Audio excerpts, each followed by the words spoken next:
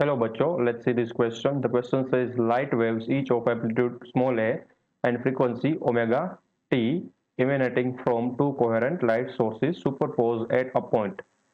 If the displacement due to these waves is given by y1 is equal to a cos omega t and y2 is equal to a cos omega t plus 5, where 5 is the phase difference between the two, obtain the expression for resultant intensity at the point.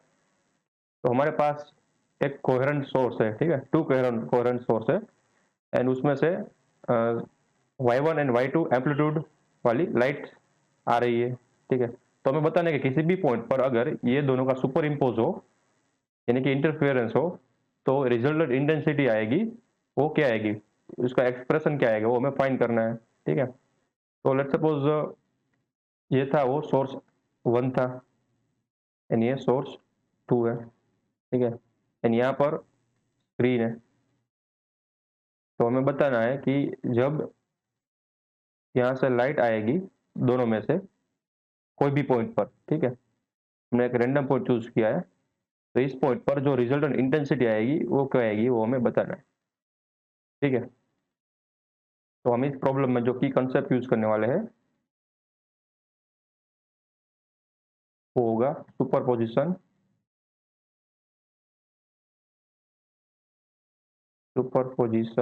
Of two waves eight any point, ठीक है।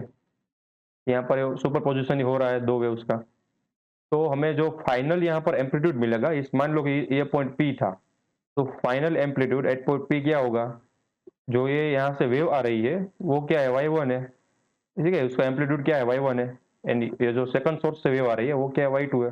तो coherent source है, coherent source यानी कि दोनों same kind of source, ठीक है, यानी कि उसकी लैम्बडा भी सेम होगी, इंटेंसिटी भी सेम होगी, अलग अलग सिर्फ उसके फेजेस हो गए, बाकी सब कुछ सेम होगा, तो उसको बोलते हैं कोहेरेंट सोर्स। तो यहाँ पर है वाईपी यानी कि पी पॉइंट का रिजल्टेंट एम्पलीट्यूड, तो वो क्या होगा, y1 प्लस y2 होगा, ठीक। तो yp can be given bye y1 क्या है हमारे पास, a cos omega T, a cos omega T plus y2 क्या है, a cos omega T plus 5। तो इन दोनों का अब हमें एडिशन करना है, तो yp इज इक्वल टू, यहाँ से a स्मॉल a को कॉमन ले लेते हैं। अब मैं यहाँ पर यूज करने वाला हूँ cos a plus cos b की आइडेंटिटी, ठीक है। तो यहाँ पर क्या यूज करने वाले हैं, cos a plus cos b, ठीक है। अब इन दोनों का जो एडिशन होता है वो हमें पता है, मैथमेटिकल एक आइडेंटिटी है, वो होती है 2 cos a minus B by two into cos a plus B by two. यहाँ पर जो ए एंगल है वो बड़ा है बी से, ठीक है। तो हम ये वाली आइडेंटिटी यहाँ पर लगाते हैं। तो पहले तो मैं एक्सप्रेशन लिख देता हूँ, a cos omega T plus a cos omega T plus 5, तो यहाँ पर आएगा cos omega T plus 5। Okay, अब यहाँ पर आइडेंटिटी यूज करते हैं, तो yp can be given by a 2 times cos a minus B, यानी कि जो बड़ा वाला एंगल है उसमें छोटा वाला एंगल बात कर दो, ठीक है। तो हमारे पास ये वाला है वो a बनेगा एंड ये वाला है वो b बनेगा, तो a माइनस बी करोगे तो आंसर आएगा 5/2 times cos a plus B by two, तो यहाँ पर आएगा 2 ओमेगा टी प्लस 5/2, ठीक। तो ये हमारा रिजल्टेंट एम्पलीट्यूड मिल गया। अब मैं क्या करूंगा, ये जो क्वांटिटी है उसको मैं कैपिटल ए से डिनोट कर दूं, क्योंकि ये कांस्टेंट है, ठीक है। कोहेरेंट सोर्स में जो 5 होता है किसी भी दो वेव के बीच में वो कांस्टेंट रहता है, फेज डिफरेंस वो कांस्टेंट रहता है।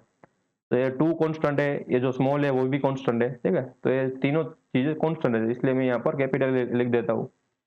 एंड यहाँ पर टी है इसलिए वो वेरिएबल है, ठीक है। सेकंड टर्म में यहाँ पर वो टी है इसलिए ये पूरा का पूरा टर्म वेरिएबल है। तो हमारे पास क्या बचा, ओमेगा टी प्लस 5/2, मैंने 2 को सेपरेट दे दिया, तो इसको मैं बोलता हूँ इक्वेशन 1, ठीक है। यहाँ से मैं ऐसे डिनोट करता हूँ कि इसको मैंने ए बोल दिया। अब हमें क्या बताना है, पी पॉइंट पर इंटेंसिटी। तो ये सिंपल टास्क है, हमें पता है कि जो इंटेंसिटी होती है at any point is proportional to its amplitude का स्क्वायर। ठीक है, एम्पलीट्यूड यानी कि रिजल्टेंट एम्पलीट्यूड, हमारे केस में क्या है रिजल्टेंट एम्पलीट्यूड, तो है y ऑफ p का स्क्वायर। ठीक है, intensity at point p is proportional to its resultant amplitude का स्क्वायर। तो हमारे पास रिजल्टेंट एम्पलीट्यूड क्या आया था, yp आया था ना इक्वेशन 1 से, तो ये आ गया। ठीक है, तो यहां से हम लिख सकते हैं ip इज इक्वल टू, कोई मैं प्रोपोर्शनलिटी कांस्टेंट लेता हूं क्योंकि ये प्रोपोर्शनल साइन है, तो इसको मैं कैसे डिनोट करता हूं, प्रोपोर्शनलिटी कांस्टेंट को। ठीक है, टाइम्स yp का स्क्वायर।